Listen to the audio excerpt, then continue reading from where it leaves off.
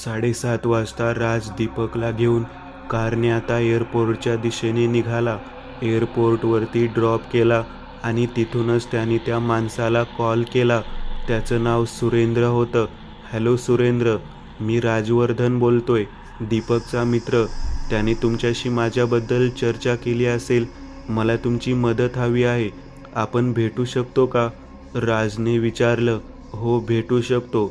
जमलं तर आताही मी फ्री आहे. तुम्ही कुठे आहात? त्याने विचारलं. मी आता गोवा एअरपोर्टवर आहे. ग्रेट. तिथूनच उजवीकडे जाणारा रस्ता धरा. त्या रस्त्यावर काही अंतरावर पुढे आलात की तुम्हाला एक डावीकडे जाणारा रस्ता दिसेल. तिथून थोडं पुढे आलात की तुम्हाला मूनलाईट नावाचा एक बार दिसेल. मी आता तिथेच बसलोय, तो म्हणाला. राज आता काही वेळातच तिथे जाऊन पोहोचला. बारसमोर गाडी पार्क करून तो आता आतमध्ये आला आणि त्याने सुरेंद्रला फोन लावला. हॅलो, मी उजवीकडे कोपऱ्यातल्या टेबलवर आहे. कोपऱ्यात एकटाच बसलेला तो राजला दिसला. राज आता त्याच्या टेबलजवळ आला. खुर्ची सरकवत राज त्याच्या समोर बसला. एक 55 वर्षाचा तो व्यक्ती होता. दाढी वाढलेली, कुरळे पांढरे केस, अंगावर एक पांढरा हाफ शर्ट आणि साधी पॅन्ट, सिगारेट ओढून ओढून ओठ काळे पडलेले, डोळ्याखाली काळी वर्तुळं होती. दीपकने मला तशी वरवर कल्पना दिली आहे. तुम्हाला पोलीस खात्यात ओळख असलेला माणूस हवा होता. मी एकेकाळी पोलिसात काम केलं होतं, पण फार काळ मी टिकलो नाही तिथे. मग मी एक डिटेक्टिव्ह एजन्सी सुरू केली. आता तिथे डिटेक्टिव्ह एजन्सी माझा मुलगा चालवतो. मी त्यात जास्त पडत नाही. आता मी फक्त आणि फक्त रिअल इस्टेटचा व्यवहार करतो आणि ते करताना पोलिसांशी आणि राजकारणाशी संबंध येतच राहतो. अजूनही माझ्यातला डिटेक्टिव्ह मेलेला नाही. दीपक म्हणजे अगदी माझ्या मुलासारखा आहे. तुमची आणि त्याची खूप जुनी मैत्री आहे असं मला समजलं. त्यामुळे तुम्ही म्हणाल ती मदत मी करायला तयार आहे. तर बोला, मी काय मदत करू तुमची? सुरेंद्रने विचारलं. तुम्ही थॉमस रॉड्रिग्स या माणसाबद्दल ऐकलंय का? थॉमस रॉड्रिग्स? एक मिनिट, नाव कुठेतरी ऐकल्यासारखं वाटतंय. थांबा, मला जरा आठवू दे, सुरेंद्र म्हणाला आणि शून्यात नजर लावून सिगरेटचे झुरके घेत आता तो आठवू लागला. हो, यस, आठवलं. तो म्हणजे खूप मोठा माणूस होता. गोव्यात सगळ्यात मोठा कॅसिनो त्याचा होता. त्याची एक बिअरची फॅक्टरी देखील होती. आणि इतकंच नाही तर तो 8 वर्ष जवळपास आमदार म्हणून विधानसभेत देखील कार्यरत होता. खूप प्रतिष्ठित माणूस होता तो. पण 1975 साली अचानक बेपत्ता झाला. त्याच्याबद्दल कोणाला काहीच समजलं नाही. यस, तोच. त्या माणसाबद्दल मला माहिती काढायची. म्हणजे नक्की त्याचे कुटुंबीय आता कुठे आहेत आणि मेन म्हणजे त्याच्या बाबतीत नक्की झालं काय? तुम्ही पोलीस खात्यात काम केलं आहे. तुमच्या बऱ्याच ओळखी आहेत. तुम्ही त्या माणसाला किंवा त्या ऑफिसरला तर ओळखत असाल ज्यांनी त्या काळात त्यांची मिसिंग केस हँडल केली होती. राज म्हणाला. माहिती काढावी लागेल, पण फार वेळ लागणार नाही. पोलीस खात्यात माझी खूप चांगली ओळख आहे. तुम्ही ऑर्डर द्या, मी फोन करून येतो. असं म्हणून सुरेंद्र तिथून उठला आणि फोन घेऊन बाहेर गेला. राजने आता त्याच्या ऑर्डर दिली. जवळपास 15-20 मिनिटे झाली होती. राजचा एक पेग संपला होता. एक सिगरेट संपली होती. दुसरा पेग आता सुरू झालेला. पण अजूनही सुरेंद्र बारच्या समोर असलेल्या मोकळ्या जागेत उभा राहून फोनवर बोलतच होता. आणि राजने आता दुसरी सिगरेट पेटवली. सुरेंद्र आता फोन घेऊन आतमध्ये आला आणि राज समोर बसला. यस, त्या इन्स्पेक्टरबद्दल माहिती मिळाली आहे. तो केस इन्स्पेक्टर साळुंखे यांनी हँडल केली होती आणि आता ते रिटायर आहेत आणि इथेच गोव्यातच राहतात. आता आम्ही 2 महिन्यापूर्वी भेटलो होतो एका कार्यक्रमात. माझी आणि त्यांची चांगली ओळख आहे. ती केस त्यांनी हँडल केली होती आणि त्यांनी त्या केसबद्दल बराच तपास केला होता. इतकंच काय, पण तुम्हाला आता खोटं वाटेल, पण थॉमस रॉड्रिग्स यांच्या कुटुंबियांबद्दल देखील ते आपल्याला माहिती देऊ शकतील, तो म्हणाला. राजला जरा हायसं वाटलं. काहीतरी माहिती नक्कीच मिळेल यातून. हा विश्वास त्याला वाटत होता. सकाळ झालेली. राज आवरून तयार होता. तितक्यात त्याचा फोन वाजला. फोन सुरेंद्रचा होता. हॅलो राज, मी तुम्हाला एक ॲड्रेस पाठवतो. अर्ध्या तासात तिथे तुम्ही पोहोचा. मी काल म्हणालो होतो ते इन्स्पेक्टर साळुंखे, आत्ताच माझं त्यांच्याशी बोलणं झालं. आता ते आहेत फ्री. दुपारी त्यांना एका कार्यक्रमासाठी निघायचंय. आपल्याला बऱ्यापैकी वेळ मिळेल त्यांच्याशी चर्चा करायला. सुरेंद्र म्हणाला, ठीक आहे, मी लगेचच पोहोचतो.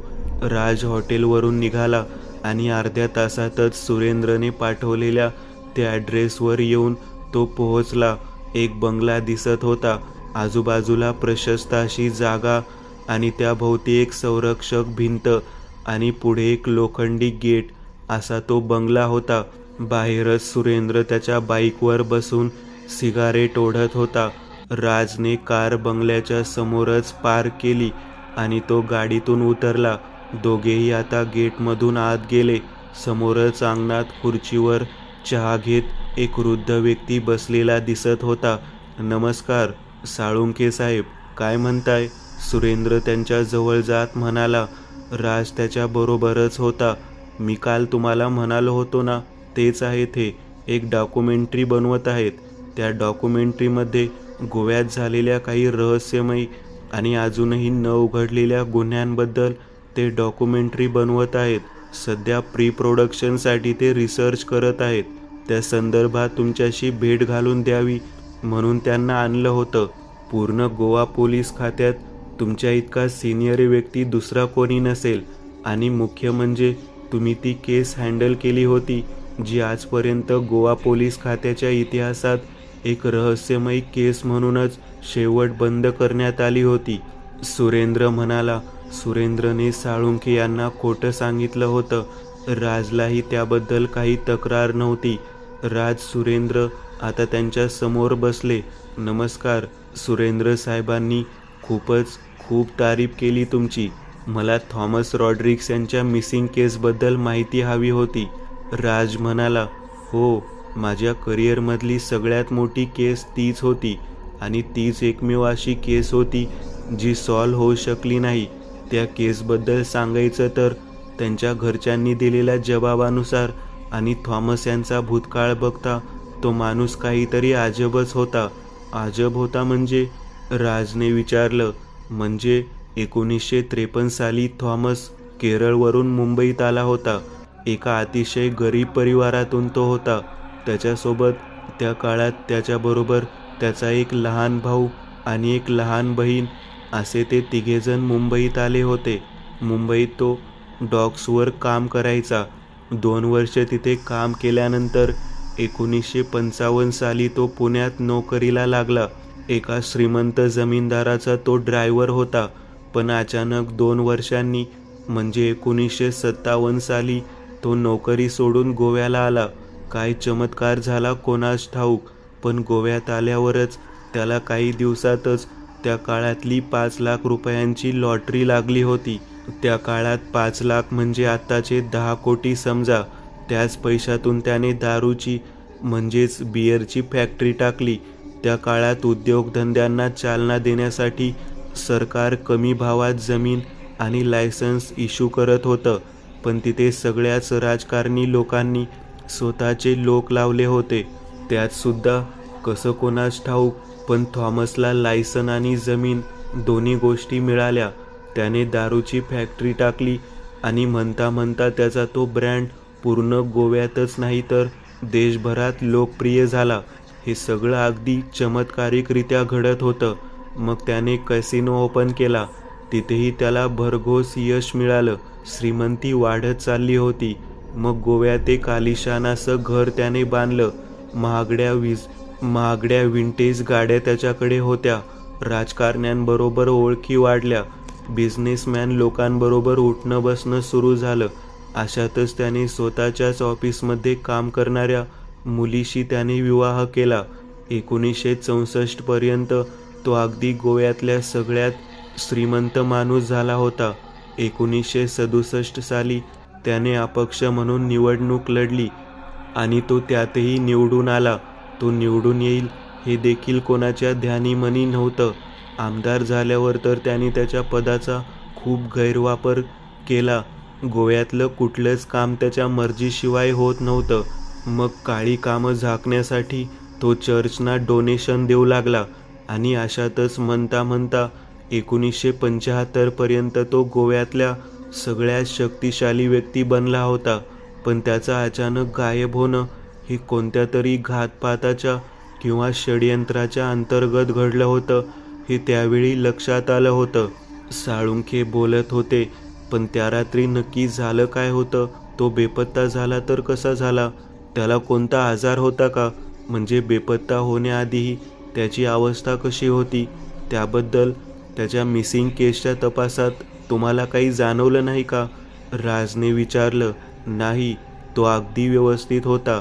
आदल्या दिवशी तिथे एका मोठ्या पार्टीचं आयोजन केलं होतं. तिथे तो त्याची विंटेज कार घेऊन पोहोचला होता. त्यातले फोटोज देखील माझ्याकडे केस फाईल्समध्ये लावले होते.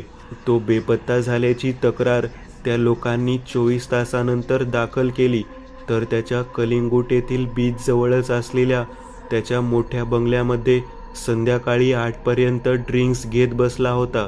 अशातच त्याच्या घरचा लँडलाईन फोन वाजला. तेव्हा 8:15 झाले असतील. त्याने लगेचच फोनवर बोलणं झाल्यावर कपडे बदलले. तो कायम सूटमध्येच असायचा. अंगावर सूट चढवून तो त्याची मॉरिस ही कार घेऊन बंगल्यातून निघाला. जाताना त्याचा मूड खूपच चांगला होता, असं त्याची बायको तिने दिलेल्या स्टेटमेंटमध्ये म्हणाली होती. त्यानंतर त्याला तिथून निघताना त्याच्या शेजारच्याच बंगल्यात राहणाऱ्या मिसेस पीटरसन या महिलेने देखील त्याला पाहिलेलं होतं. तिने दिलेल्या स्टेटमेंटनुसार तो काही वेळ थांबून तिच्याशी देखील बोलला होता. त्याचा मूड खूप चांगला होता. त्यांनी विचारलं सुद्धा की मिस्टर थॉमस, तुम्ही आज खूप खुश दिसताय. त्यावर तो काही बोलला नाही आणि तिथून तिची रजा घेऊन तो निघाला. त्यानंतर 2 तासांनी त्याला गोवा सिटीच्या साऊथ भागात पाहण्यात आलेलं होतं. त्याची फॅक्टरी देखील गोव्याच्या साऊथ साईडच्या फॉरेस्ट एरियाजवळ होती. पण तो फॅक्टरीला पोहोचलाच नाही. फॅक्टरीपासून 5 किलोमीटर अंतरावर त्याला शेवटचं पाहण्यात आलेलं, ते सुद्धा एका टॅक्सीवाल्याने. दिलेल्या स्टेटमेंटमध्ये आम्हाला लक्षात आलं. आणि दुसरं म्हणजे तो फॅक्टरीला पोहोचला नाही ही गोष्ट त्याच्याच फॅक्टरीच्या मॅनेजर आणि तिथल्या सुपरवायझर सकट बऱ्याच लोकांनी कन्फर्म केली होती. म्हणजे जे काही झालं ते या 5 किलोमीटरच्या अंतरात झालं होतं. आम्ही तो पूर्ण फॉरेस्ट एरिया पिंजून काढला होता, कारण रोड्रिक हा कोणी साधा कॉमन मॅन नव्हता. त्या टॅक्सीवाल्याने दिलेल्या स्टेटमेंटमध्ये तो टॅक्सीवाला असं म्हणाला होता की त्यावेळी जेव्हा त्याने त्याला पाहिलं होतं त्यावेळी त्या गाडी त्याच्या बाजूला आणखी कोणीतरी होतं. तो व्यक्ती नक्की कोण होता हे समजू शकलं नव्हतं. आम्ही त्या केसच्या तपासात पूर्ण ताकद लावली होती. त्या 5 किलोमीटरचा पूर्ण एरिया आम्ही पिंजून काढला. आम्हाला तिथे काही मिळालं नाही. इतकंच काय, पण त्याची गाडी देखील कलिंगूट बीचवर मिळाली, ती सुद्धा 2 दिवसानंतर. गाडी त्याच्याबरोबर आणखी कोण होते हे देखील समजू शकलं नाही. खूप प्रयत्न केले आम्ही. अखेर 2 वर्षे ती केस आम्ही तपासामध्ये घेतली, पण नंतर आम्हाला वरून प्रेशर आलं की ही केस आता क्लोज करा. राज आता विचारात हरवून गेला. त्या रात्री बेपत्ता होण्याच्या आधी तो खूप खुश होता. म्हणजेच काहीतरी चांगलं घडणार होतं त्याच्यासोबत. त्याच्यासोबत असलेला तो माणूस नक्कीच तो म्हातारा होता जो रसिकला भेटला होता. थॉमस केरळवरून आलेला तेव्हा अगदी गरीब होता. म्हणजे नशीब त्याचं जे फळफळलं ते पुण्यातच फळफळलं होतं. आणि आता इथे सगळ्यात मोठा योगायोग असा की तो वाडा देखील पुण्यातच आहे. मला त्या वाड्यात आता जावंच लागेल. त्या वाड्याला पूर्णपणे पिंजून काढावं लागेल. त्या वाड्यातच मला काहीतरी मिळेल. राज विचारांमध्ये हरवलेला. अहो काय झालं? कुठल्या विचारात एवढे हरवलात? साळुंखे म्हणाले. तोपर्यंत चहा आला होता. आता तिघांनी चहा घेतला. यात मला सगळ्यात वाईट वाटतं ते त्याच्या कुटुंबियांबद्दल. नंतर त्यांची फार दुर्गती झाली. त्यांची बिअरची फॅक्टरी देखील त्यांनी गमावली. थॉमसचा मुंबईचा एक पार्टनर होता कोतवाल म्हणून. त्या माणसाने या फॅक्टरीवर कब्जा केला. त्याच माणसाने त्याची पॉलिटिकल पॉवर वापरून त्या लोकांच्या सगळ्या संपत्तीवरही कब्जा केला. थॉमसच्या बहिणीला हाताशी धरून त्याने हे सगळं केलं होतं. तो बंगला त्याच्या बहिणीने हस्तगत केला. त्याची बायको, त्याचा मुलगा आणि त्याची लहान मुलगी तिघेही आता रस्त्यावर आले होते. पण या केसचा पाठपुरावा ते करतच होते. त्याच्या मुलीचं हृदयविकाराने निधन झालं. ती लहानपणापासूनच हृदयविकाराने त्रस्त होती. 8 वर्षानंतर त्याच्या बायकोचंही एका अपघातात निधन झालं. आता त्याचा मुलगा विक्टर गोव्यात आहे. त्याचं लग्न झालंय. त्याला देखील 2 मुलं आहेत. एक छोटंसं गॅरेज होतं त्याचं. पण दुर्भाग्य कसं असतं बघा, त्याच्या त्याच 2 मुलांनी त्याला आता घराच्या बाहेर काढले. गोव्याच्याच एका ट्रस्टने स्थापित केलेल्या वृद्धाश्रमात तो आता आयुष्याचे शेवटचे काही दिवस जगतोय. 2 महिन्यापूर्वीच मी त्याला भेटलो होतो. माझ्याकडून झाली तेवढी मदत मी केली. पण त्याला किडनी ट्रान्सप्लांटची आवश्यकता होती. किडनी ट्रान्सप्लांट केली तर तो चांगलं आयुष्य जगू शकेल. त्याच्याबद्दल खूप वाईट वाटतं. दुसरं म्हणजे थॉमसचा भाऊ. योगायोग बघा, त्याचा भाऊ तो एक प्रिस्ट म्हणून त्याच ट्रस्टच्या चर्चमध्ये कार्यरत आहे. इन्स्पेक्टर साळुंखे म्हणाले, मला त्या दोघांना भेटायचं आहे. भेटू शकतील का ते? हो, भेटू शकतील. त्याचा भाऊ चांगला व्यक्ती आहे. तुम्ही त्याच्या भावाशी कोणती चर्चा केली होती का? म्हणजे नक्की थॉमसचं असं काय नशीब फळफळलं होतं की तो पुण्यावरून इथे आल्यावर इतका लगेच श्रीमंत झाला? हो, मी त्याच्या भावाशी बोललो होतो. मलाही ते कुठे ना कुठे खटकत होतं की एक व्यक्ती जो काही वर्षांपूर्वी ड्रायव्हरचं काम करत होता, तो काही वर्षातच गोव्यातले इतके श्रीमंत व्यक्ती कसा काय झाला? त्यावर त्याच्या भावाने काही गोष्टी सांगितल्या होत्या. पण पोलीस म्हणून आम्ही अशा गोष्टींवर विश्वास ठेवू शकत नाही. तपास करताना आम्हाला पुरावे आणि फॅक्ट्स लागतात. त्याच्या भावाने एक गोष्ट बोलली होती, ती मला आजही लक्षात आहे. त्याचा भाऊ म्हणाला होता की थॉमस कोणत्या तरी अघोरी अशा गोष्टी करत होता. याचा संशय त्याला होता. कदाचित त्याच अघोरी गोष्टीच्यामुळे त्याचा जीव गेला आहे. ओके, त्यांना जर मला भेटायचं असेल, म्हणजे त्यांच्या भावाला, तर कधी भेटता येईल? राजने विचारलं. मी तुम्हाला त्यांचा नंबर देतो. तुम्ही हवं तर आताही त्यांना जाऊन भेटू शकता. काही प्रॉब्लेम नाही. माझं नाव सांगितलं तरी चालेल.